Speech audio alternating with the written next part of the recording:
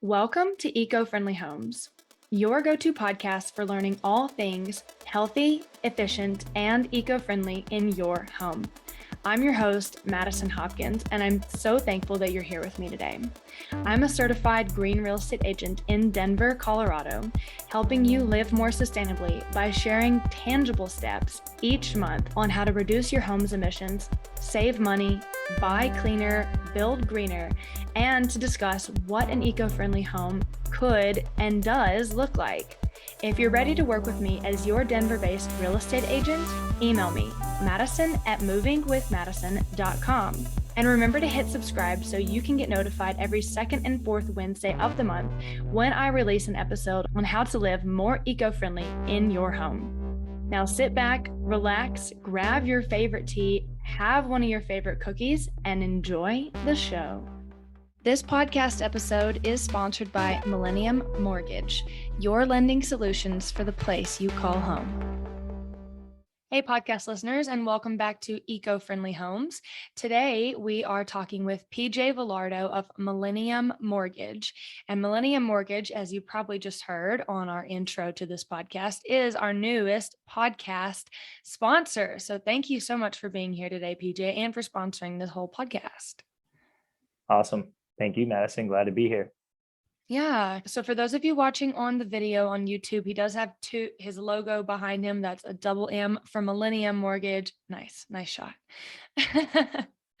But yeah, so PJ has been a mortgage broker for about over 10 years, something like that. Right, PJ? Yep. Going into 10th year this year. Awesome. Nice year to celebrate.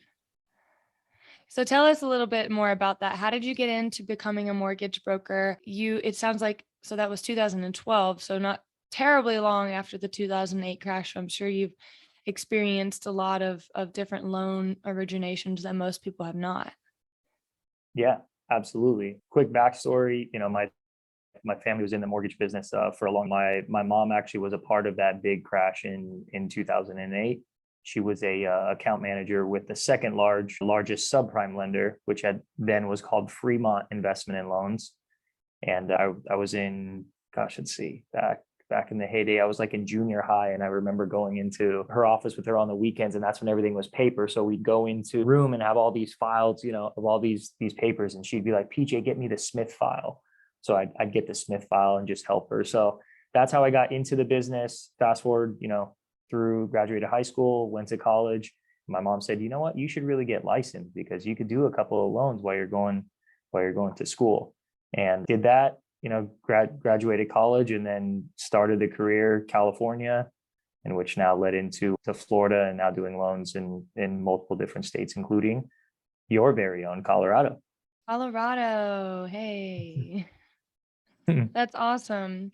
Yeah, I love that you started so young.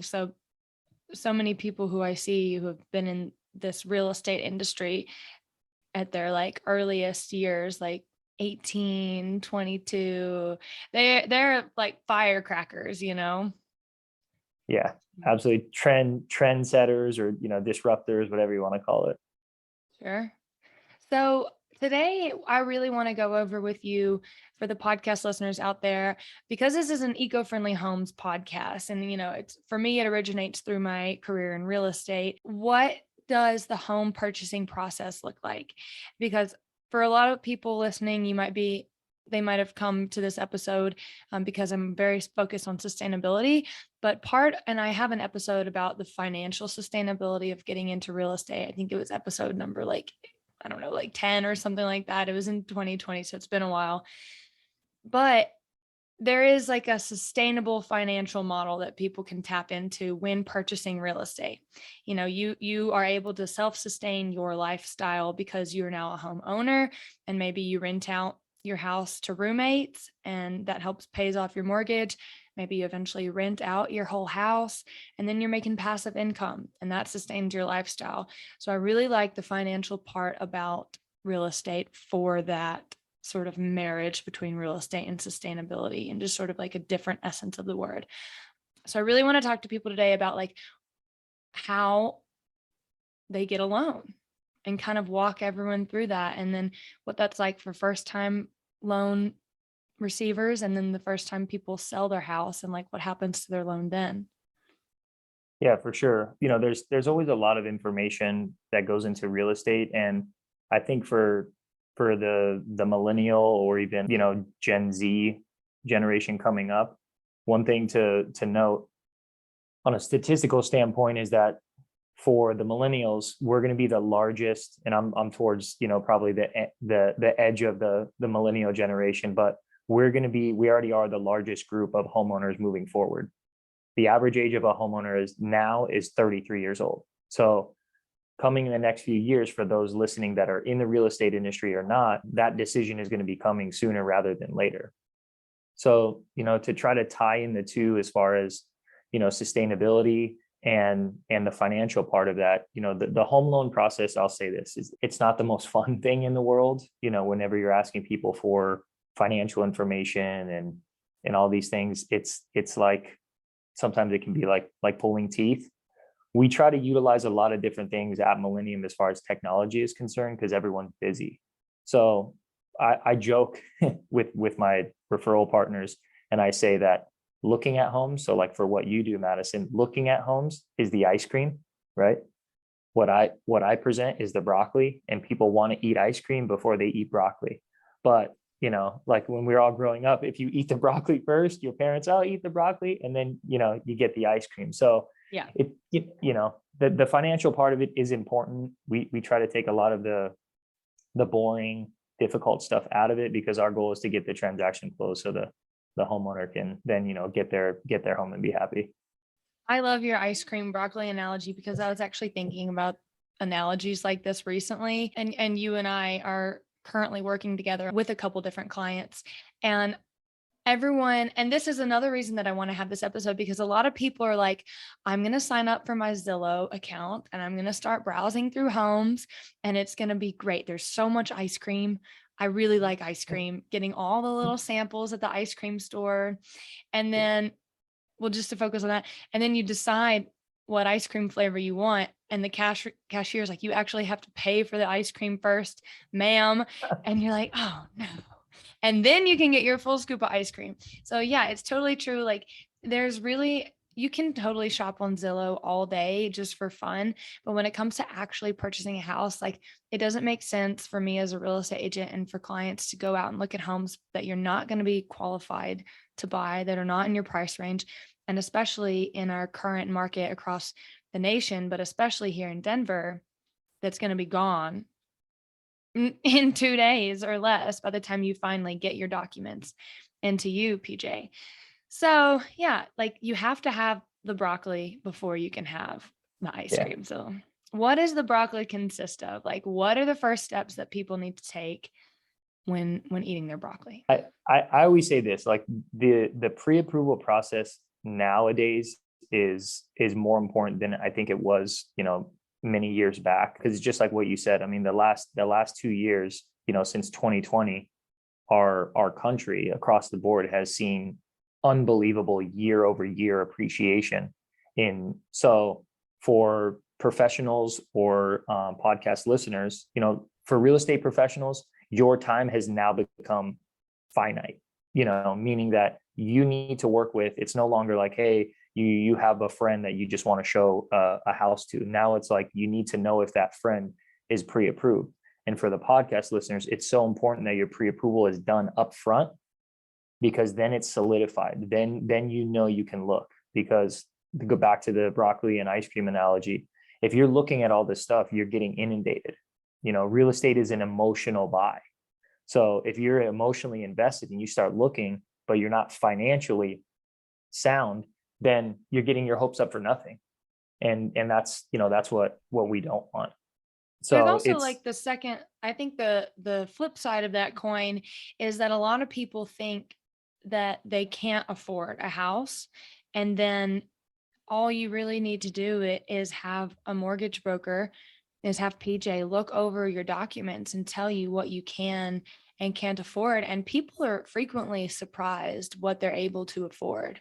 So there's definitely like the flip side to that coin is sometimes, the figuring out your loan information and what you can actually get a loan for is actually an ice cream in and of itself. Yep. Agreed. Yeah. 100%. And it's just knowing, a lot of people don't know, and there's so much misinformation out there with, social media, technology, all this. We look at stats all the time, and you'll be surprised, but we do these, questionnaires and things. And how many people think you have to put down 20% to buy a house? There's a large number. Our last survey that we did, it was over 62% thought you had to have 20% to buy a house, and it's not true. So like you said, I mean, just getting the information from someone who's in the industry, not your parents who, bought a house 20 years ago or 30 years ago, or not your friend. I mean, our market changes. I mean, it's changed almost monthly in the last, few years. So I agree with you 100%. Getting that solidified information or questions even answered. I mean, I always try to get on the phone with someone right away with a client. Take 15 minutes, 20 minutes, because it sets the expectation, so much better moving forward. Yeah. Okay, so let's do a little bit of pretending like I'm a first-time home buyer and I'm coming to you and saying, "Hey PJ, what do I do? Hi, nice to meet you. What do you need from me?" So usually, I have the same conversation, but it would go something, along the lines of, "Hey, Madison, thanks so much for reaching out. Our pre-approval process is pretty straightforward. The first thing that we would do is get you set up on a secure borrower, which you would receive a link to complete the loan application. All right. After you complete the loan application, it's going to ask you to upload a certain amount of documents. Obviously, quick sidebar, if you're self-employed, there's going to be a couple, more things. If you're, an employee, like a person with a W-2 wage, we're going to ask you to upload, those things. Once that is done, it goes to our operations team.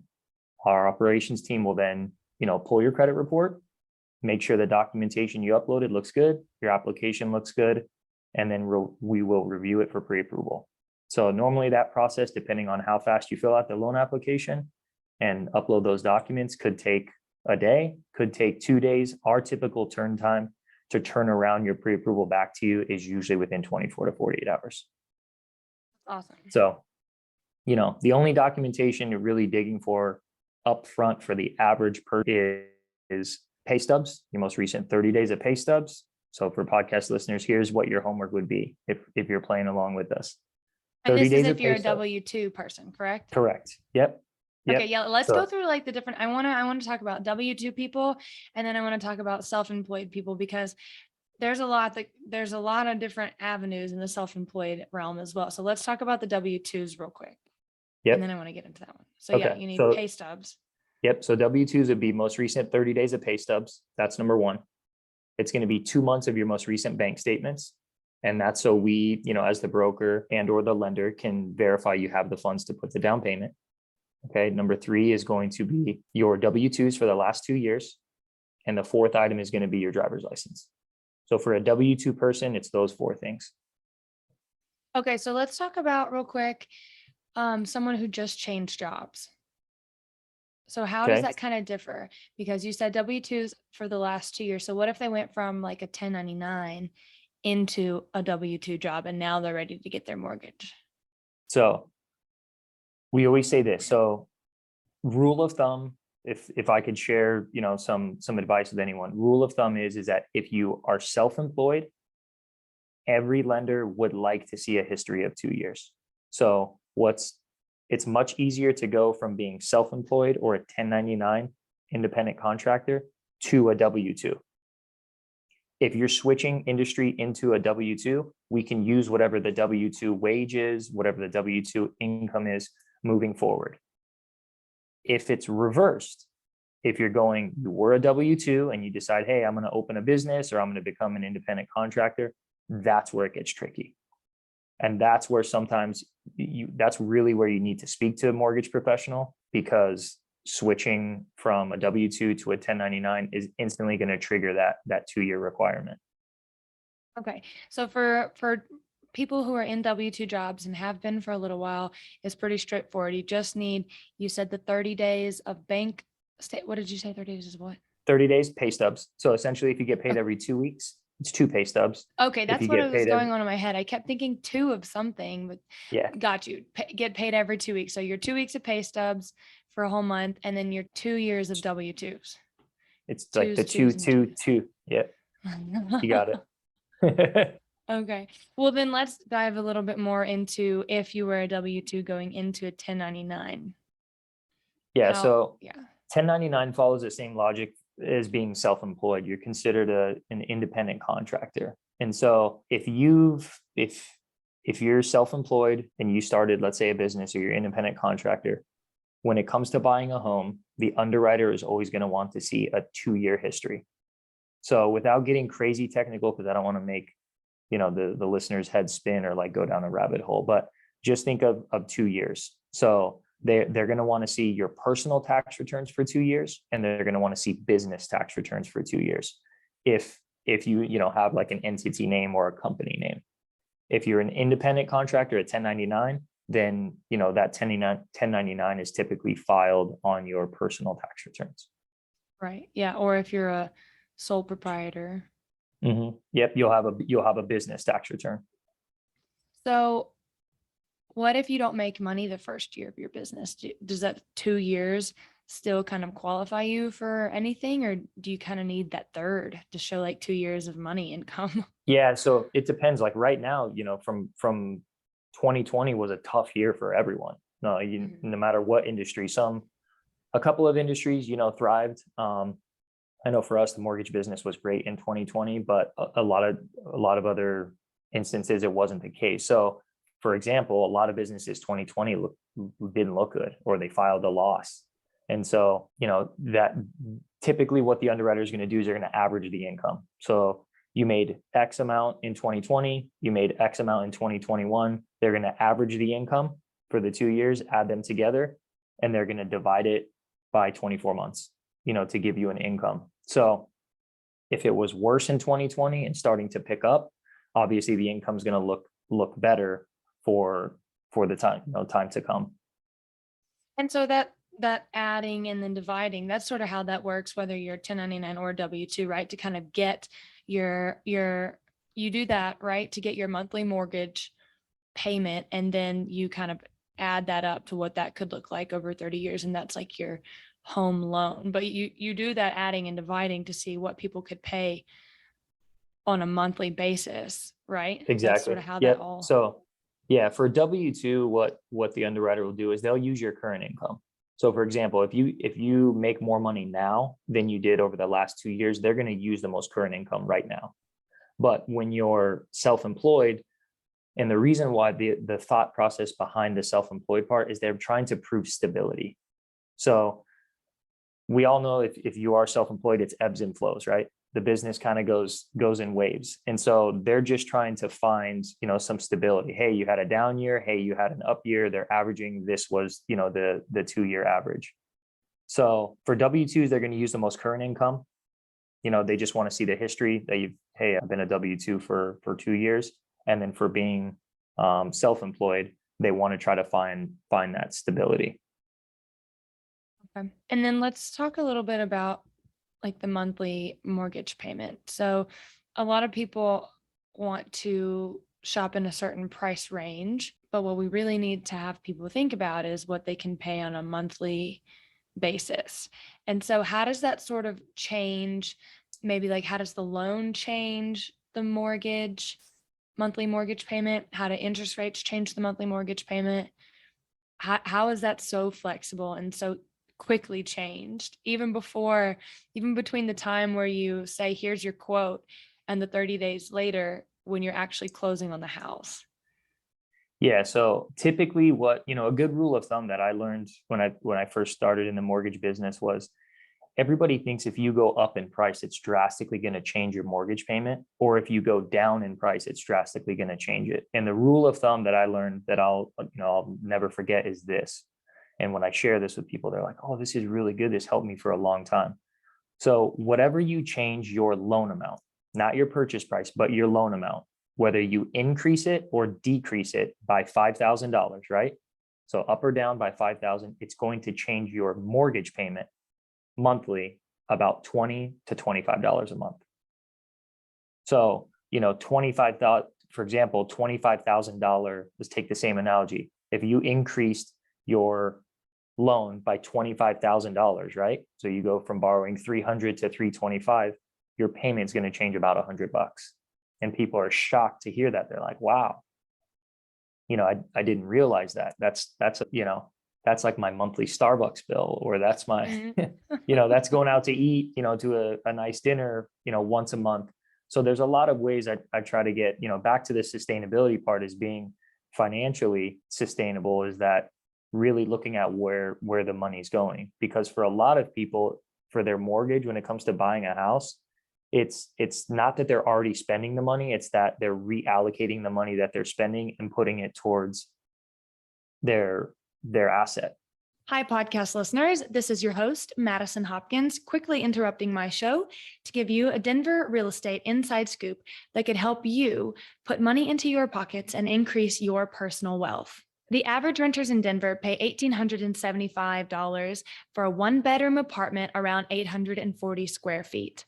And the most expensive renters in Denver pay just over $2,400 a month. And of course, that does not include parking. So if you're in this average or above average range, you could actually be paying the exact same amount, but towards your own condo in the Golden Triangle neighborhood, Cheeseman Park neighborhood, or Congress Park area. If this is blowing your mind and you're just ready to put that money that you're throwing away in rent back into your own pocket, contact me, your local green real estate agent, and I'll introduce you to a trusted and vetted lender, our podcast sponsor, PJ Vilardo of Millennium Mortgage, who will give you your exact loan profile so you can keep that money and increase your personal wealth.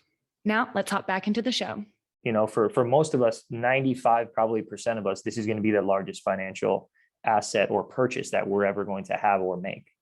And so, our team, we take it seriously. I mean, a lot of people just talk numbers and so forth, but we truly take it seriously, because our goal is not to do a loan for someone one time and say, see you later. Selfishly, I want to do every single loan, that person's ever going to need, or their family's ever going to need. And so, back to that, the question of how does it change? It changes a lot, when we look at someone's, financial picture. And the question that I always ask is this: most people are either living rent free, so whether they're living with family or they're paying rent. So the question that I ask always, it's not, hey, how much are you looking to buy? It's, what are you paying in rent now? And what would you feel comfortable with for a mortgage payment? If you're paying $1,500 a month in rent now, are you hoping to pay the same, or would you be willing to pay more, when it comes to you actually owning the house? And that's usually where the parameter of the conversation starts. It's there because I'm sure everyone would love to buy $1 million house, but it's not the case in a lot of instances. Yeah. So I like that number. I've actually not heard that one yet. The every $5,000 up or down on the price of the loan changes your mortgage payment monthly by 25. Yeah, about $20. Yeah, 20 to 25 bucks. Okay. Mhm. And then there's Obviously, another one. Oh, I'm sorry, go ahead. No, I'll just say, obviously in the higher price range, that monthly number can change a bit, but it's held true for many, many instances. And then there's one that I've learned that I'm going to let you say, because I don't want to butcher it, but it's the interest rate. So every half a point on your interest rate changes your mortgage, your total loan amount by, what is it? Is it half a point is $50,000 on the mortgage? So that, yeah, you're right. So it's half a point, equates to about 50,000. But the problem is that when you start throwing in other instances, like that works from strictly a mortgage perspective. But when you're adding things like taxes, property taxes, homeowners insurance, other things like that, it can really throw a wrench into that calculation. Oh, okay. So it's not as straightforward. No, the easiest one is the one that I said, is like every 5,000 up or down in loan amount changes your payment. Just keep it easy. $20 changes your payment about $20. That's the easiest, I like to think of it like layman's terms. Okay. I like easy thinking, Madison. Yeah. Well, good. Then I won't use that interest rate one anymore, because it's really hard to catch an interest rate. too. They change every day, they change every week. I mean, it's really hard to tell someone, and I'm sure, I mean, this is your field that you tell people their interest rate. I tell them, talk to you. Yeah, exactly. And that's the hard part about, like that analogy that you used, is that interest rates are so ever changing that, that's the tough part. So I like using the numbers, more of the numbers analogy. The up or down in loan amount changes it, $20 a month. That's like, okay, that's easy to remember. Yeah. And I feel like that would calm people down a little bit more too. And that's like a large part of my job is emotional management for clients whenever they're, especially first time home buyers, not knowing what's going on or what's good or what's bad. And if someone has like an interest rate that they thought they were going to get and then it actually went up, well, I'll just remind them, well, what was your loan amount? Because you're kind of shopping in that same price range regardless. So, Exactly. so when someone is buying a house, and you said a lot of people think that they need to bring 20% to the table. You can often put 3.5% down. Yeah. So that's FHA in itself is the minimum down payment is 3.5%. Okay. So yeah, just to clarify, FHA, who can get that? What are the parameters for that? But I know it's actually very common that people can get that. And so you don't actually have to put 20% down. You can put 3.5% down on a house. Some people would like to put 20% down so they can have more equity in the house to begin with. But some people don't want to put that much money down if they don't have to. So let's talk about the FHA down payment for a minute. Yeah. So FHA loan is designed for first time, home buyers. And really what it does is that it allows you to put a low down payment, all right, as low as 3.5%. And then what happens is that there's two facets to FHA that are different than conventional. So one of the facets is that there's something called upfront mortgage insurance premium. Okay. And what that is that it's a percentage of money that goes into, you finance it, so it gets added to your loan amount. Okay. And then what happens is it goes into that pool of money, and then it gets distributed amongst others who are, going to be able to get FHA loans. And so that's one of the things. So you have upfront mortgage insurance premium, and then you also have something called monthly mortgage insurance. Now that's at a set standard. Anytime, whether it's conventional loan or an FHA loan, there's mortgage insurance. The two different ways that it's done is on an FHA loan, it's at a set standard. Okay, it's a certain percentage. I'm not going to start shooting out numbers to everybody, because when listening to a podcast, it'll go right over their head. So it's at a set standard. FHA is really designed for first time home buyers who have maybe less than perfect credit. So it's if for us, we go down to a middle credit score of 580 on an FHA loan. All right, which is great for a lot of people. It opens up, the box, so to speak, for a lot of those who didn't think they could even get a loan to be able to get. So that's really how FHA works. The benefits of it is interest rates are typically lower than conventional interest rates.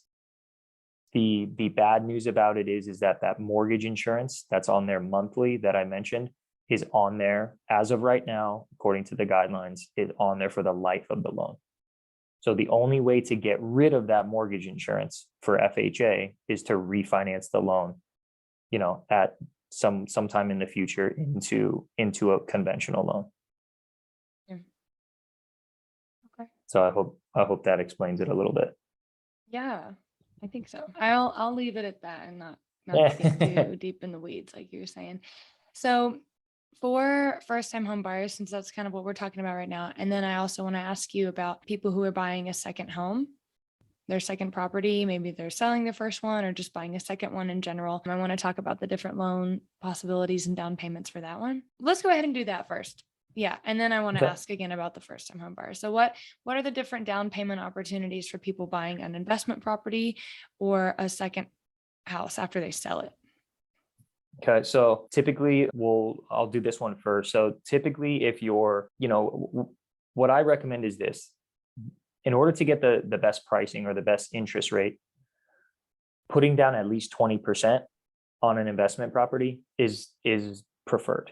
You can go down to as low as 15%, but then again, you're carrying mortgage insurance. So when I'm educating clients with a primary residence, it's very different information, or so to speak, like your investor hat, then I would talk to them about their primary versus an investment, because it's two totally different thought processes. So again, for the best pricing, 20% down when you're looking at an investment property. A lot of the times what I tell clients is that when you buy your primary residence, you live there for like let's say a year, 2 years, 3 years, whatever it is. Then instead of looking to, unless you love the house, and you want to stay there, what I would recommend is that renting that house. So your primary that you lived in for 2 or 3 years, because then what you could do is you can buy a new primary residence, right? And rent the house that you were living in. And when you buy the new primary, you could, again, hey, I'm going to go with the conventional loan and I'm going to put 5% down, or as little as 3% down. And that's going to be my new primary residence. And I'm going to rent this house. Yeah. So that's a way better way to leverage, rather than saying, hey, I bought my first house for a year and now I'm going to go put 20% down on something. At least if you're just starting out, or, you bought your house a few years ago, there's not many people I know, unless they're very successful and usually older, that have, another 20% just lying around to buy up properties. So for the average person, that's a much better way to go about it. I totally support So that method yeah. of home ownership too, because then, like I mentioned earlier, you're generating passive income for yourself and creating a more sustainable lifestyle for you. I want everyone to have $3,000 of passive income. That's what I want for everyone, Yeah, because that that would be would be, drastically life-changing for people, yep. And the thing is that, unlike what I always try to share, is that, real estate is one of the few things that are going to appreciate. It's like being able to pass on generational real estate. Like you just said, you use the term life changing. I would love to be able to give 1 or 2 properties to each of my kids. How life changing would that be for them, whether they want to live in it, whether they want to sell it and start a business or do whatever. But that's something that I personally work towards, for, to leave a legacy for my kids. But that's the best way to leverage it.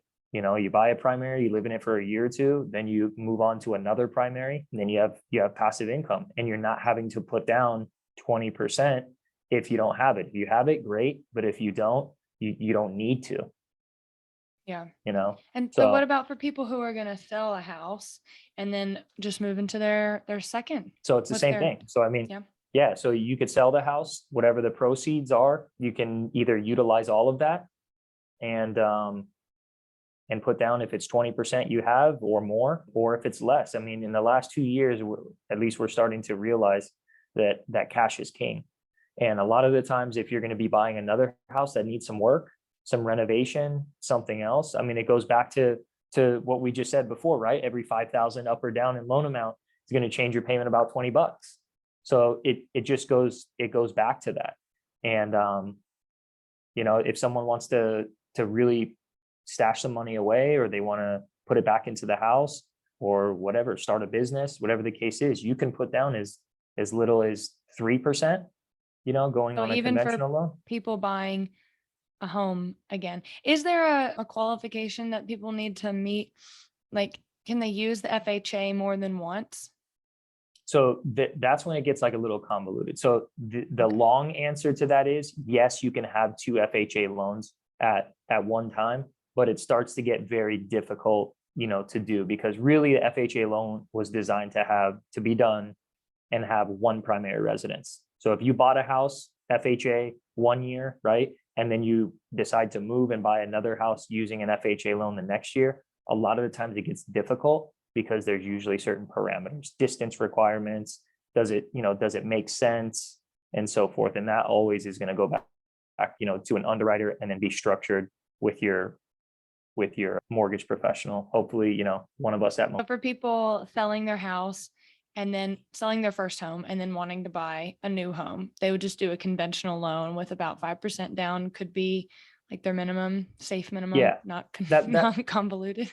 That's what I would say. FHA loan is great. There's nothing wrong with it whatsoever. If someone has the ability to go conventional, typically in the long term, that's going to be, a better case. And someone can argue, different points of view and so forth. So that's usually the position that we take, because I want it to be best for someone in the long term.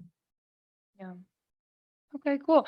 Well, then PJ, I know we're coming close on our time. The other thing that I wanted to ask you is for people buying a house, what is all the different monies that they need to bring to the table? So I know we have our closing costs that typically range about 3 to 5% of the loan. Is it the loan or is Yep. it the purchase price? So typically we use purchase price. We just Okay, say, we 3 say to purchase 5% of price. the Yeah. purchase. Yeah. Yep. So the rule there's three really different parts of the funds needed for closing. And the first one is obviously your down payment. The second one are your closing costs. Those are your costs associated with the loan. Okay, your title work, your appraisal, different homeowners insurance, things like that. The third item that usually gets construed or they mix together in the closing costs, that's hard for consumers to differentiate, is called escrows or impounds. They're interchangeably used. So escrows and impounds are if you're going to include your property taxes and your homeowner's insurance in your mortgage payment. Those are going to be included. And just for reference, podcast listeners, it is February and my past clients have been reaching out to me. What is this that I'm getting in the mail about my taxes? And I'm like, don't worry, you included that in your escrow or impound whenever you closed. So they're already included in your mortgage, your monthly mortgage. So your taxes are covered, and they're all very relieved because they didn't have that cash stored away somewhere else. Exactly. And that's the thing. So obviously, if you're including the taxes and insurance in your mortgage payment, when you buy your property, the funds needed for closing, to bring to the table are usually more because you're funding either that impound or that escrow account. But those are the three things. The rule of thumb that we use is your closing costs are anywhere from, 2 to 3 per the purchase price, and then your escrows or your impounds typically can be another 2 to 3%. In a lot of areas, that's on the high side. For example, in Denver, that's on the very, very high side. In California, it's also on the high side. In states where our headquarters are in Florida, that's pretty average. So each state, can be tweaked a little bit differently. That's a good parameter to use. Okay, great. Well, then I think we have pretty much covered a really good range of things today. Do you have anything else that you think podcast listeners to this episode would like to know that we haven't covered? Not off the top of my head. Again, I would just reiterate, it's important to get pre-approved first because it's going to make the process a lot smoother. Eat your broccoli before you eat the ice cream. Get pre-approved, speak to a professional and someone that you feel comfortable with. I come from a very humble background and I treat everyone like family, and sometimes it can be to a fault. But again, the goal is to have long-term relationships and not short-term commissions. Yeah. Well, I love that, PJ. And yes, I'll have your email included in the show notes for people who just want to click that, as well as my email. And just for y'all listening, that's pj@millenniummortgage.io. And can you spell Millennium Mortgage first? Because I've been practicing it. Yeah, this is where it gets a little confusing for people, but it's MILLENNIUM. So Millennium, 2 L's, 2 N's. And then if you do Millennium and then followed directly by mortgage, it's also 2 M's. Correct. So two L's, 2 N's, 2 M's in the email. You can also, look us up on Millennium Mortgage LLC on Instagram. Check us out on, Twitter, Facebook, the whole nine. We're on there. So and you'll have a nice website too. Thank you.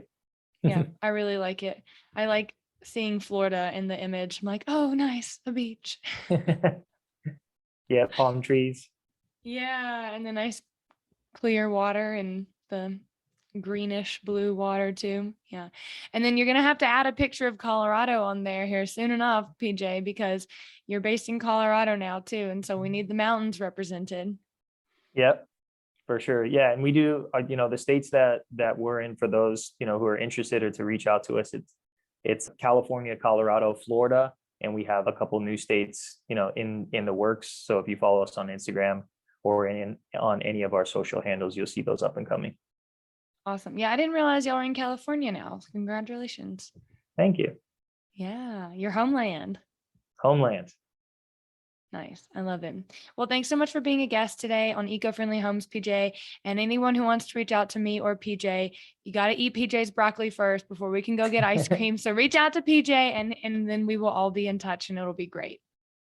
Awesome. Thank you so much for having me, Madison. Appreciate it. Podcast listeners, thank you so much for listening to today's show. I really hope you learned something new from your go-to podcast on all things eco-friendly in the home. I'm your host, Madison Hopkins, and I am signing off. If you would like to contact me, email me, madison@movingwithmadison.com. And remember to hit subscribe so you can get notified every second and fourth Wednesday of the month on how to live more eco-friendly in your home. And I will see y'all next time.